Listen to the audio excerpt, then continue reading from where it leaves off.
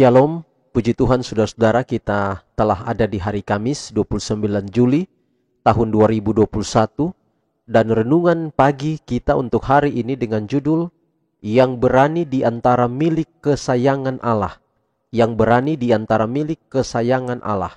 Maleakhi 3 ayat 17, mereka akan menjadi milik kesayanganku sendiri, firman Tuhan semesta alam, pada hari yang kusiapkan. Aku akan mengasihani mereka sama seperti seseorang menyayangi anaknya yang melayani dia.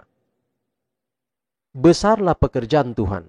Manusia sedang memilih berpihak kemana. Bahkan orang-orang yang disangka kafir akan memilih di pihak Kristus. Sedangkan orang-orang yang melukai perasaan seperti murid-murid akan pergi dan tidak berjalan lagi dengan dia. Apakah dampaknya terhadap orang-orang saleh dengan adanya usaha manusia untuk membatalkan hukum Allah? Apakah mereka akan takut karena celaan dunia atas hukum suci Allah?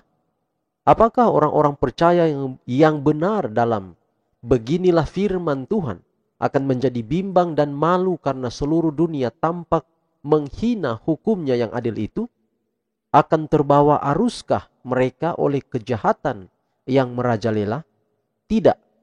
Bagi orang-orang yang telah menyerahkan dirinya kepada Allah, hendak berbakti kepada Allah, kepadanya, hukum Allah menjadi lebih indah apabila ditujukan kontras antara penurutan dan pelanggar.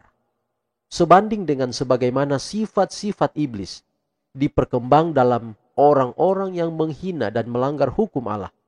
Bagi pengikut yang setia, hukum yang suci itu akan menjadi lebih mahal dan berharga. Ia akan menyatakan, mereka telah merombak Tauratmu. Itulah sebabnya aku mencintai perintah-perintahmu lebih daripada emas, bahkan daripada emas tua. Orang-orang itu adalah yang telah setia menjadi penatalayan anugerah Allah, yang kasihnya akan hukum-hukum Allah bertumbuh dengan penghinaan yang akan ditaruh atas mereka oleh semua orang yang sekeliling mereka. Orang-orang jahat dan gereja selaras dalam kebencian ini terhadap hukum.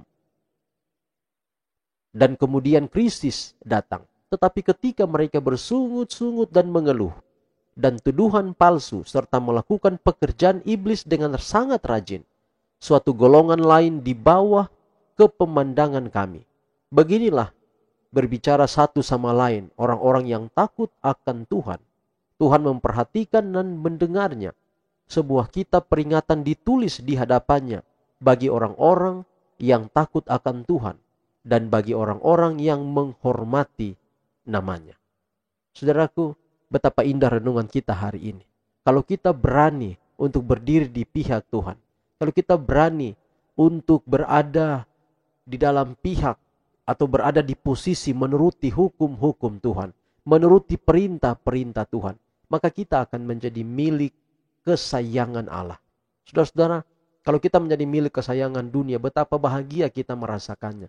Apalagi kita sekarang ini ketika kita hidup setia, menuruti apa yang Tuhan inginkan dalam hidup kita, kita akan menjadi milik kesayangannya. Oh, betapa besar sukacita dalam hidup kita. Kita memiliki satu kepastian, apapun yang melanda hidup kita, bahkan sakit penyakit, kemudian kematian menghampiri hidup kita, kita tidak pernah khawatir, kita tidak perlu takut.